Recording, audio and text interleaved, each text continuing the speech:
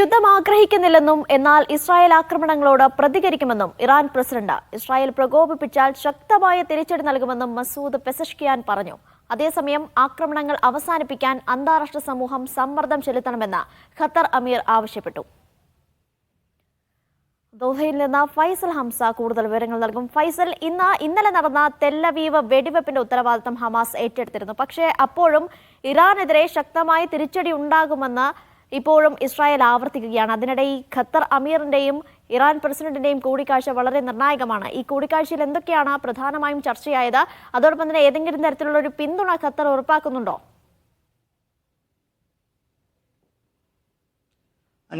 അനീഷ സൂചിപ്പിച്ചതുപോലെ തന്നെ ഇന്നലെ ടെല്ലവീവിലേക്ക് ഇറാൻ നടത്തിയ മിസൈൽ ആക്രമണത്തിന്റെ പശ്ചാത്തലത്തിൽ മേഖലയൊന്നാകെ ഒരു യുദ്ധഭീതിയിലാണ്.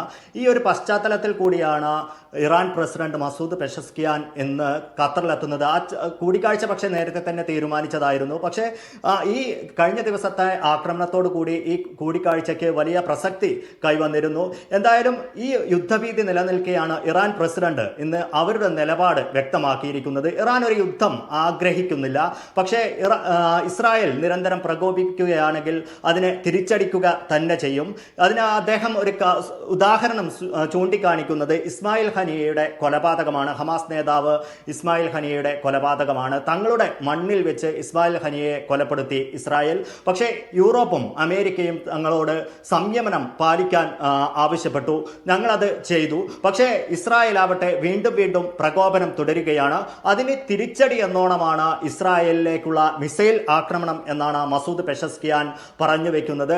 ഈ മേഖലയൊന്നാകെ സംഘർഷം വ്യാപിപ്പിക്കാനും അസ്ഥിരപ്പെടുത്താനുമാണ് ഇസ്രായേൽ ശ്രമിക്കുന്നത്.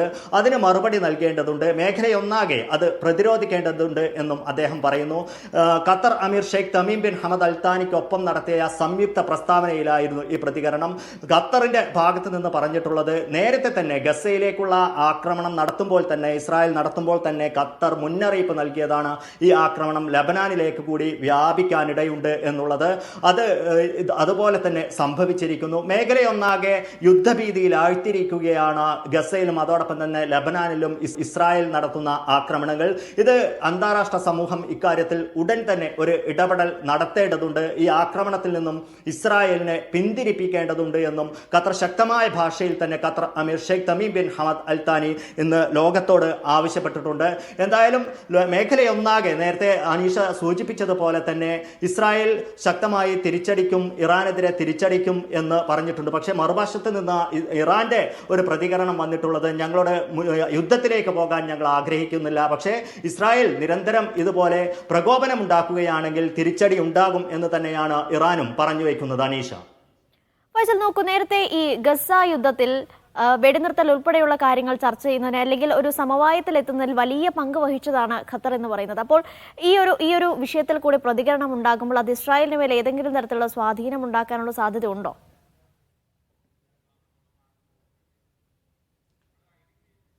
ഖത്തർ ഈ വിഷയത്തിൽ തുടക്കം മുതൽ പറഞ്ഞു വച്ചിട്ടുള്ള ഒരു കാര്യം, ഏതെങ്കിലും ഒരു കക്ഷിയുടെ ഭാഗത്ത് നിന്നായിരിക്കില്ല ഖത്തർ മധ്യസ്ഥ ശ്രമങ്ങൾ നടത്തുക എന്നുള്ളതാണ്.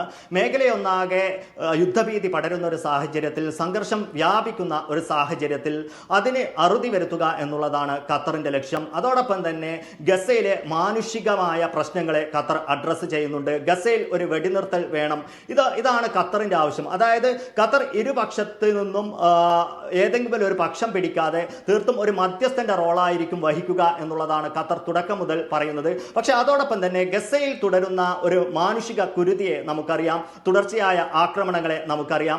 ആ ആക്രമണങ്ങൾക്ക് അന്ത്യം കാണേണ്ടതുണ്ട് എന്നുള്ളത് ഖത്തർ കൃത്യമായി പറയുന്നുണ്ട്. അതോടൊപ്പം തന്നെ ഗസയുടെ പുനർനിർമ്മാണം, ഒരു സ്വതന്ത്ര ഫലസ്തീൻ, ദ്വിരാഷ്ട്ര ഫോർമുലയിലൂടെ ഒരു സ്വതന്ത്ര ഫലസ്തീൻ നിലവിൽ വരിക, ഇതെല്ലാമാണ് ഖത്തർ മുന്നോട്ട് വയ്ക്കുന്ന ഒരു കാര്യം. അത് ഏതെങ്കിലും ഒരു രാജ്യത്തിൽ കൂടുതൽ സമ്മർദ്ദം ചെലുത്തുക എന്നുള്ളതല്ല ഈ മധ്യസ്ഥ ശ്രമങ്ങളിലൂടെ ഖത്തർ ലക്ഷ്യം വെക്കുന്നത്. മറിച്ച് ഒരു അന്താരാഷ്ട്ര സമ്മർദ്ദം ഇസ്രായേലിന് മേൽ, ഇസ്രായേലിന്റെ ഈ ഒരു ആക്രമണത്തിന് മേൽ തടയിടുന്നതിന് വേണ്ടി ഉണ്ടാക്കുക എന്നുള്ളതാണ്. അതിനൊരു സമവായ ഫോർമുല ഉണ്ടാക്കുക എന്നുള്ളതാണ്. അതിനാണ് ഖത്തർ ഇരുപക്ഷത്തെയും ഒരു മേശയ്ക്ക് ചുറ്റും ഇരുത്തിക്കൊണ്ട്, നമുക്കറിയാം ഈജിപ്തിന്റെയും അമേരിക്കയുടെയും എല്ലാം സഹായത്തോടു കൂടി ഖത്തർ ഈ ശ്രമം നടത്തുന്നത്. അത് തന്നെയാണ് ഇന്ന് അമീർ വീണ്ടും ആവർത്തിച്ചിട്ടുള്ളതും. മേഖലയിൽ ഈ നിലവിലുള്ള സംഘർഷാവസ്ഥയ്ക്ക് പരിഹാരം കാണേണ്ടതുണ്ട്. അതിന് മധ്യസ്ഥ ശ്രമം നടത്താൻ ഖത്തർ പ്രതിജ്ഞാബദ്ധമാണ്. അത് തുടർന്നും ഉണ്ടാകും എന്ന് തന്നെയാണ് ഖത്തർ അമീർ Sheikh Tamim bin Hamad Al താനി സംയുക്ത വാർത്താ സമ്മേളനത്തിൽ അറിയിച്ചിട്ടുള്ളത്. ഫൈസൽ, അങ്ങനെയെങ്കിൽ ഈ പശ്ചിമേഷ്യയിലെ സമാധാനം വീണ്ടെടുക്കാനായി ഈ ഖത്തറിന്റെയും അതുപോലെ ഇറാൻ പ്രസിഡന്റിന്റെയും കൂടിക്കാഴ്ച എത്രത്തോളം വലിയ സ്വാധീനം ചെലുത്തും? അനീഷ, യഥാർത്ഥത്തിൽ ഖത്തർ അമീർ Sheikh Tamim bin Hamad Al താനിയുമായുള്ള Iran പ്രസിഡന്റിന്റെ ഈ കൂടിക്കാഴ്ച നേരത്തെ തന്നെ ഷെഡ്യൂൾ ചെയ്തതായിരുന്നു. ഖത്തറിൽ ഏഷ്യൻ കോഓപ്പറേഷൻ ഡയലോഗ് എന്ന് പറഞ്ഞ ഒരു ഉച്ചകോടിയുണ്ട്. ആ ഉച്ചകോടിക്കാണ് ഇറാൻ പ്രസിഡന്റ് എത്തുന്നത്. മാത്രമല്ല, ഖത്തറും ഇറാനും തമ്മിലുള്ള ഉഭയകക്ഷി സഹകരണം, പ്രത്യേകിച്ച് ഇറാനിൽ പുതിയ പ്രസിഡന്റ് വന്നതിന് ശേഷം അദ്ദേഹത്തിന്റെ ദോഹയിലേക്കുള്ള ആദ്യ സന്ദർശനം കൂടിയാണ്. അതുകൊണ്ട് തന്നെ ഉഭയകക്ഷി കരാറുകളും സാമ്പത്തിക മേഖലയിൽ അടക്കമുള്ള സഹകരണങ്ങളും ഒക്കെ ആയിരുന്നു ഈ ഒരു കൂടിക്കാഴ്ചയുടെ പ്രഥമമായ ലക്ഷ്യം. അതായിരുന്നു ഇന്നലെ ഇറാൻ ഇസ്രായേലിലേക്ക് ഒരു ആക്രമണം നടത്തുന്നത് വരെ ഈ ഒരു കൂടിക്കാഴ്ചയുടെ പ്രധാനപ്പെട്ട ലക്ഷ്യമായി പറഞ്ഞിരുന്നത്. അതിനിടയിലാണ് ഒരു ആക്രമണം വരുന്നതും ഈ മേഖലയൊന്നാകെ, നമുക്കറിയാം, വിമാന സർവീസുകൾ അടക്കം റദ്ദാക്കുന്ന തരത്തിൽ മേഖലയൊന്നാകെ ഒരു സംഘർഷ ഭീതി പടരുകയും ചെയ്തത്. ആ ഒരു സാഹചര്യത്തിലാണ് ഇന്ന് ഇരു രാജ്യങ്ങളും തമ്മിൽ ഈ വിഷയം ചർച്ച ചെയ്യുകയും അത് വിലയിരുത്തുകയും ചെയ്യുന്ന ഒരു സാഹചര്യം ഉണ്ടായത്. എന്തായാലും ഒരുപക്ഷെ ഖത്തർ നേരത്തെ തന്നെ പറഞ്ഞു വെക്കുന്ന ഒരു കാര്യമുണ്ട്. ഏതെങ്കിലും ഒരു കക്ഷിയിൽ സമ്മർദ്ദം ചെലുത്തുക എന്നുള്ളത് ഖത്തറിന്റെ നയമല്ല. അതായത് ഹമാസിലോ അല്ലെങ്കിൽ ഇറാനിലോ ഈ ഒരു വിഷയത്തിൽ സമ്മർദ്ദം ചെലുത്തുക എന്നുള്ളത് ഖത്തറിന്റെ നയമല്ല, അല്ലെങ്കിൽ ഇസ്രായേലിൽ ഒരു സമ്മർദ്ദം ചെലുത്തുക എന്നുള്ളത് ഖത്തറിന്റെ നയമല്ല. മറിച്ച് ഒരു മധ്യസ്ഥന്റെ റോളായിരിക്കും ഇരുപക്ഷത്തെയും ഒരുമിച്ചിരുത്തി ഒരു സമവായം ഉണ്ടാക്കുക എന്നുള്ളതാണ് ഖത്തറിന്റെ നയം എന്നുള്ളത് ഖത്തർ നേരത്തെ തന്നെ വ്യക്തമാക്കിയിട്ടുള്ള ഒരു കാര്യമാണ് അനീഷ.